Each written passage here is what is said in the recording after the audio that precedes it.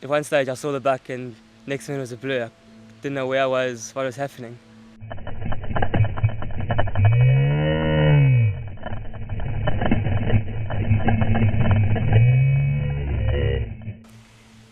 Evan is the youngest of my 3 children. He's, I don't even know where to start. He's achieved a lot in his life already, and he's, in his 17 years. He's academically really good. He's deputy head boy at his school. He's really done well with his cycling. He was number 1 in South Africa last year in mountain biking. And I think joining Team Jeep has been fantastic for him. Well, obviously before a race starts, you always do all the preparations, the training up, leading up to the event. Obviously cool down towards the beginning of the event and do some resting and get the legs nice and fresh so they can actually work on the day. And then on the day, obviously prepare yourself, take all the equipment you need in case you get a puncture and stuff. So you always prepare for mechanicals, but you never prepare for accidents and stuff. So, you can't really prepare for them. Yeah, my plan with Ivan was to just stick with him on the first lap and just to film for the multi-sport race so they could get footage of the track. I was doing the 18 kilometre, Ivan was doing the 36 kilometre mountain bike ride. And when the 36 kilometre guys came past us ladies, the first rider came past and I saw, Ivan's not here. And then the second guy came past and I happened to know him. And I screamed to him and said to him, "Where is Ivan?" And he said to me, "Ivan's taken a fall, I think he's hurt." And I think that was about 7 Ks before I finished. So I had to ride those 7 Ks not knowing what had happened to him, just praying it was his bike that was broken and not him. When handling an event from a medical point of view, doing with mountain bike races and that, depending on the terrain, we take full spinal immobilization equipment, ambulances and off-road vehicles to gain access to patients if needed. Helicopters are also put on standby in case of a severe fall or injury. Our hazards are obviously the rocks, bush, trees, unseen branches, and from now onwards back. Myself and Travis were just having some fun in that piece of single track. It's obviously a very fast and fun piece of single track with a few little jumps that you can hit. Like, we were just having fun, and then I checked his buck running on the side, so I showed Ivan. Well, I saw the buck at first and I looked down and carried a look at the track, continuing the line I was on and trying to focus on catching the oak in front.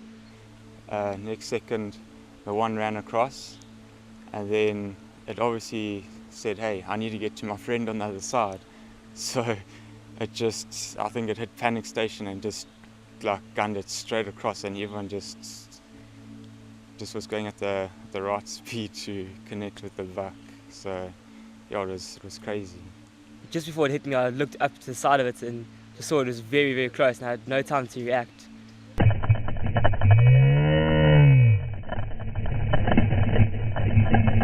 The next minute was a blur. I was unconscious, lying on the floor. Holy cow! I was like, gee, my mind was like in a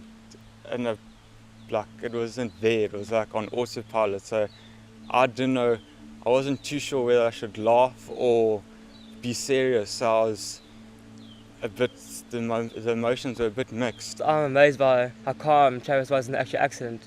You see him. He's not freaking out. He's taking precautions, helping with my helmet. He's just so calm throughout the whole accident and helped me get to the ambulance, phoning them, just doing everything so right at the right time. I'm actually amazed by how he helped, and then Patrick Dalton, another one of my teammates, stopping, helping. It's just all the support of the team was just amazing that day. I've never ever in my life seen a helmet smashed like it was. And then as I went down to him just to check and see what the damage was, he started moaning and groaning, and then I didn't know what to do. I was just speechless. I didn't know what to do. The first thing I thought, I best phone someone. Luckily I had my phone with me. I never normally ride with my phone. He kept wanting to stand up, and I was trying to get him to just lie down. And I kept saying, "Lie down, lie down, lie down." And he just wanted to stand up. And I got him to lie down just for a little bit, and then he stood up. And then obviously from being concussed, he was a bit disorientated and off balance, and he turned around and he didn't see my bike and he tripped over it. Then he got up again and he fell over again forwards. So his bearing was off. He didn't know which way was up and which way was down. So yeah, and then there was people speeding past, so we were like trying to not get him to wobble into the track, and yeah, it was quite the adrenaline was pumping, and yeah, so it was crazy. Well, when I got to the finish line, I saw my husband first, and he came up to me and said, Ivan has had a bad accident and he's gone to the hospital with his sister. And you panic. I mean, you just want to leave, and you don't want to actually speak to anyone, you just want to go there. And everyone was telling me that they had the footage of it, and I kept on telling them I don't want to see it, I want to see Ivan. Sitting in the hospital was actually one of the biggest wake-ups. Sitting there thinking about how lucky I really am. My mind's rerunning the thing over and over. I've seen the video, so that's running through my head. I'm still just amazed. Like, I can't remember making those moans and stuff. I just don't understand how it all happened. After witnessing the footage and being the first medical personnel treating the patient, it's unbelievable the type of injury he did sustain. I couldn't watch it. I've watched it once with sound, with Ivan in the hospital, but I can't watch that footage at all, especially not with the sound. That sound, I don't know, it will haunt me. It's the most horrific sound, because he doesn't sound human. It's just pain, or I don't know, unconscious. I don't know where he was at that time, but it's very scary. It's a strong guy. Jeez, to get hit by that thing, I think it must have been about 200 kgs or more, and moving at about 50 km an hour. So I mean, jeez, that's just, yeah, big up to him. Watching the footage, Ivan is very lucky to be alive. I'm still overwhelmed by everything.